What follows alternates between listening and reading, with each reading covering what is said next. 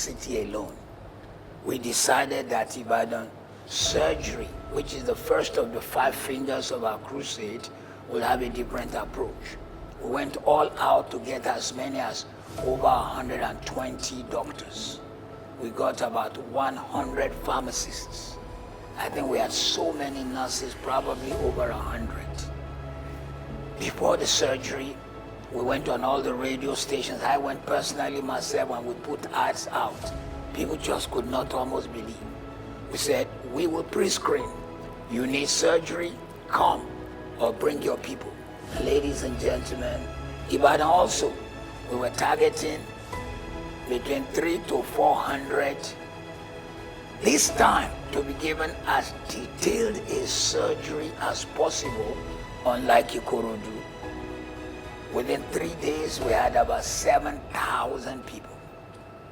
The surgeons, and I give kudos to all the doctors who worked in Ibadan, they came in full force, selected people. I think we selected about 700. The intensity of the kind of surgery in Ibadan, because it is now no longer remove swelling lumps, hernia, separate fingers that are joined, goiter. There were 13-hour surgeries. There were 10-hour surgeries, all paid for by Christ's compassion to the rural world. In fact, instead of 1 week, Ibadan surgery took 1 month. It was 1 week before the crusade that we started. By the time the crusade started and the crusade was ending, we were now at about 300 plus surgery. Just the day before the crusade ended, we had a large number of eye cases. We had to fly in a doctor from Mali who spent an extra 1 week and did 134 cataracts, eyes and eye problems, 134, which brought the total surgery. And listen, we're talking detail. There's some people, the fibroid in them was like 9-month-old baby. Some of them, they had been told there is no hope.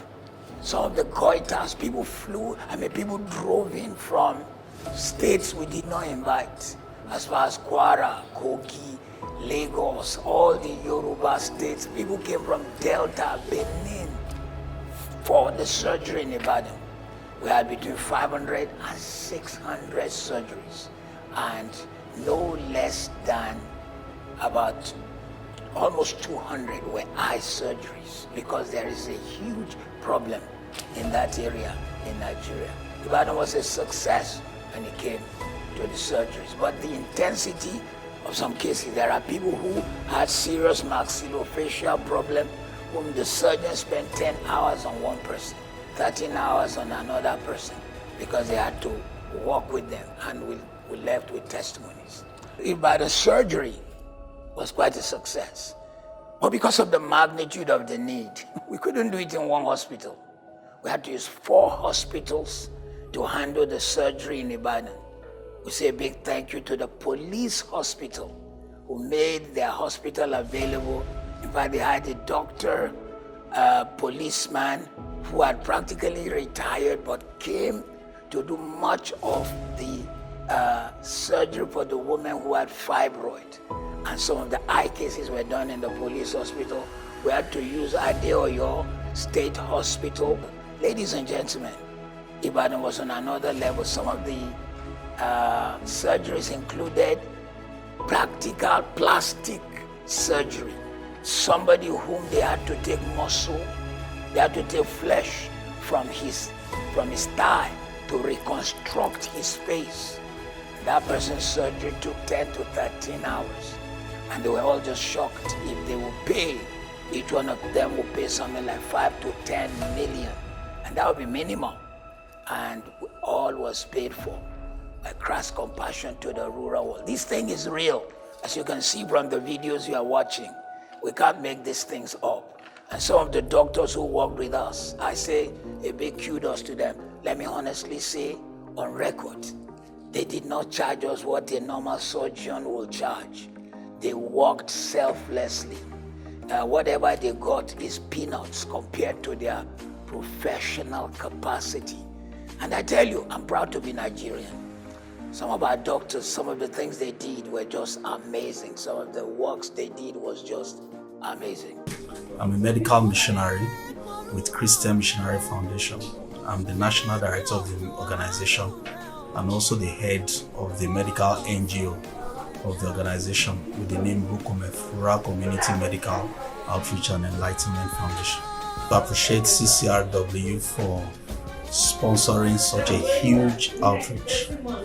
We've had gynecological surgeries, we've had maxillofacial surgeries, we've had plastic surgeries. We're also having thyroidectomies elsewhere, and we are handling hernias and lumps yet in another location. But here today we are dealing with pediatric surgery. Yes, my name is Adeoye Alintelo. I'm a consultant orthopedic surgeon. I work with Ring Road State Hospital. The outreach started about a month ago, when patients were actually pre-screened to select those that would benefit from the medical surgical intervention. Paul Aderemi Adegoke, a retired Deputy Commissioner of Police and a Consultant General Surgeon. Presently, I'm the Consultant Surgeon for Oluyoro Catholic Hospital, Okiofa. I'm here at Police Hospital to assist Pastor Ashimolo's program for free surgical service. Once you are not feeling fine, go and see a doctor. If the doctor is not doing well to you, you seek for a consultant who will take care of you. Because this thing is rampant. It's not only here that we see goiter. It's more among women than men. Ibadan medical outreach, the only word I can use to describe it is gargantuan. Ikorodu was a learning curve. Having one day for medicine, getting to the stadium, seeing 40,000 people, knowing that these 70 doctors or thereabout cannot handle the stadium full of people, my heart was broken because I just knew that somebody would go home without being seen. On top of the fact also that the people arrived before all of us. I get to the stadium like 6 a.m. Some arrived by 4 a.m. So the places that were arranged in certain way, they scattered the seat looking for priority seat. They didn't know that it was arranged according to how the doctors would see you.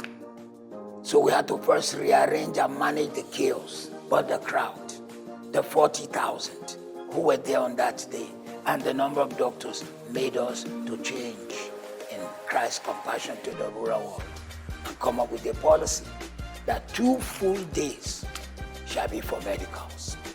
And we will do all we can to have all medicines available, as many doctors, nurses, pharmacists available. And we just told people, you know where you sat on Tuesday for your relief givings. You knew where you sat on Wednesday, on Thursday. So when you come on Friday for medicals, same spot. So the doctors to see geriatrics, I don't know if I should call myself one, older people, faced them with the medicine appropriate to them, multivitamins appropriate to them, all the kind of checks that is appropriate to them. The children and mothers, their section also, the kind of pediatric medicine, young mother medicine facing them. But then what we did is, the doctors saw them there, but they came to the central pharmacy because we didn't want also chaos. We also had a central pharmacy apart from the ones facing them. We had no less than 30,000 people, which meant that the people who came for medical over the 2 days were about 60,000.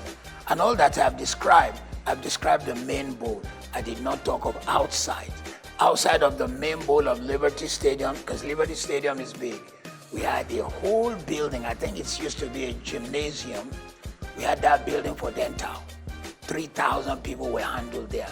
Then we had a building for eyes. I had to go and be part of managing the chaos at eyes because each day we had about 10,000 people who came for eye problem. We gave them medicines. the optometrists who went with us all the way from Lagos. We had to house them, pay for their hotel, take care of them. All these doctors, nurses, pharmacists I'm talking about, some of them we had to bring from Lagos. We had to put them in hotels. The optometrists, first day, handled about 1,000 to 2,000 eye matters. The second day, knowing that that's the last day, they started as early as possible, went on for as long as it took. Ladies and gentlemen, the pharmacists, because what the doctors did was do all they can to see as many thousands as possible. And actually, the second day they emptied young adults, young mothers and their children area just to come and receive medicine. The doctors emptied the senior citizens to come and receive their medicine. Emptied the young women, the young men just to come and receive the medicine. But the medical part, the pharmacists, despite the number, it was not until 11 p.m. before they could finish on Saturday. And they stood there and gave these people all their medicine. And the people stood. They were ready to collect their medicine. In fact, we had testimonies